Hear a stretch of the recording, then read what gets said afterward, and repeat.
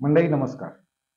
अमर Bhosale official या YouTube चॅनलमध्ये मी अमर भोसले आपणा सर्वांचं मनपूर्वक स्वागत करीत आहे. आज एक नवीन विषय घेऊन मी आपणासमोर आलेलो आहे. जेफ बेझोस हे नाव आपण सर्वांनी ऐकलेलं आहे. हे नाव कशाशी संबंधित आहे? तर हे Amazonशी संबंधित आहे. आता Amazon हे नाव तर सगळ्यांनाच माहीत आहे. ही एक मोठी कंपनी आहे आणि या कंपनीचे कार्यकारी अध्यक्ष हे जेफ बेझोस आहेत. त्यांची ब्लू ओरिजिन हे एक अजून एक कंपनी आहे आणि ह्या दोन्ही कंपन्या अतिशय उत्तम प्रकारे जगभरात कार्य करीत आहे. कोणत्याही कंपनीला ती कंपनी उत्तम चालण्यासाठी एक चांगलं दूरदृष्टी असं नेतृत्व लागतं आणि Amazonला हे नेतृत्व जेफ बेझोस यांच्या माध्यमातून मिळालेलं आहे आणि जी काही कंपनीची होणारी प्रगती आहे, उत्तरोत्तर होत जाणारी जी प्रगती आहे, जी आपण पाहतो आहोत, आपण अनुभवतो आहोत. कारण Amazonवरून काही मागवलं नाही असा माणूस आता सापडणं थोडंसं कठीण झालेलं आहे. त्यामुळे सर्वांना ह्या कंपनीविषयी माहिती आहे. कंपनीचा उपयोगही अनेक जण त्या करून घेत आहेत. तर हे सगळं सांगण्याचं कारण म्हणजे जेफ बेझोस यांनी एक समाज माध्यमांवर म्हणजे एक्स हे जे समाज माध्यम आहे, पूर्वी त्याला ट्विटर म्हणून ओळखलं जायचं, आता त्याला एक्स म्हणतात. त्याच्यावर त्यांनी एक व्हिडिओ आपणास त्यांचा स्वतःचा टाकला होता आणि त्यातला एक मुद्दा मला अतिशय महत्त्वाचा वाटला. त्यांनी त्यामध्ये असं सांगितलं होतं, की अ, अ, त्यांची दिनचर्या त्यांनी त्यामध्ये सांगितलेली होती. ते काय करतात, सकाळी कधी उठतात, रात्री किती वाजता झोपतात, हे सगळं होतंच. त्यामध्ये एक नियमितपणा तर निश्चित होता.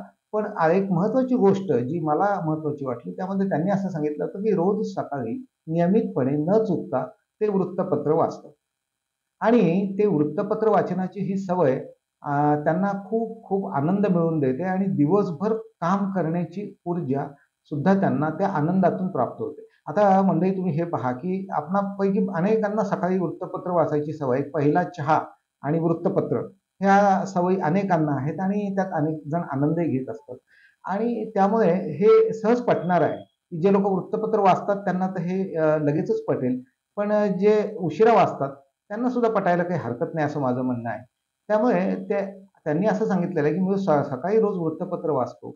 त्यातून मला समाजामध्ये काय-काय चाललेलं आहे त्या संदर्भात माहिती मिळते आणि त्याच्यामध्ये काय असतं, की आता आजकाल आपल्या हातात मोबाईल आहे. मोबाईलमध्ये सारख्या मिनिटा-मिनिटाला जगभराच्या त्या बातम्या येत असतात. जगाच्या कानाकोपऱ्यात काय घडतं हे आपणास अगदी सहजपणे कळत असतं. पण वृत्तपत्रांमध्ये जे काही तज्ञ लोकं विश्लेषणात्मक लेख लिहितात किंवा जे अग्रलेख ज्याला म्हणतो, जे संपादक मंडळी अग्रलेख लिहीत असतात, तर त्यांचा जो काही एक विचार असतो एखाद्या विषयाकडे पाहण्याचा, तर तो दृष्टिकोन अतिशय महत्त्वाचा असतो आणि त्यामुळे वृत्तपत्र वाचनाचं महत्त्व हे कधीही कमी होणार नाही.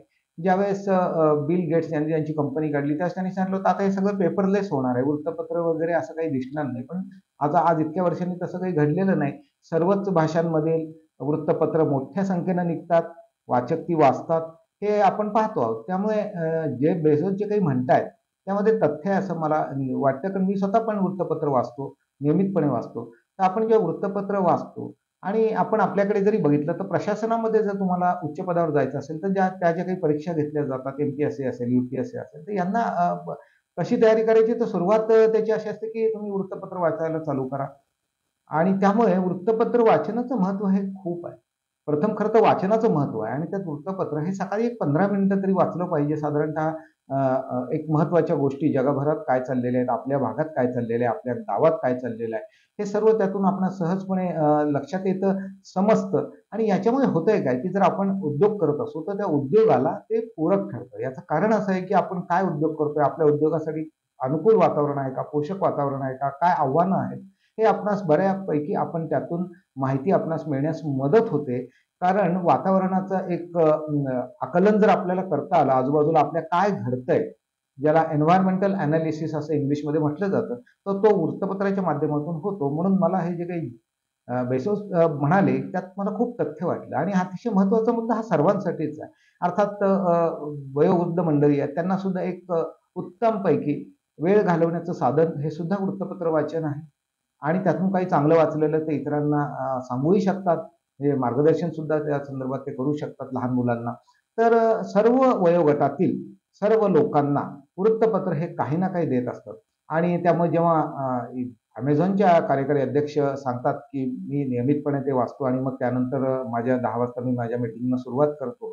पण जो मला आनंद त्या ठिकाणी मिळालेला असतो, तो मला दिवसभर पुरतो आणि ती जी ऊर्जा मला मिळते त्यातून मी दिवसभर माझी कामं करतो आणि त्यातून मी बरंचसं सकाळी जे काही शिकतो त्याच्यामुळे माझा व्यवसाय मला पुढे घेऊन जाण्यास अतिशय मदत होते. तर हे अतिशय महत्त्वाचं आहे. आपण सर्वांनी सुद्धा मला वाटतं यातून एक बोध घेण्यासारखं आहे की वृत्तपत्र चाळावं. जे महत्त्वाच्या आवडीच्या गोष्टी आहेत त्या त्यातनं वाचाव्यात.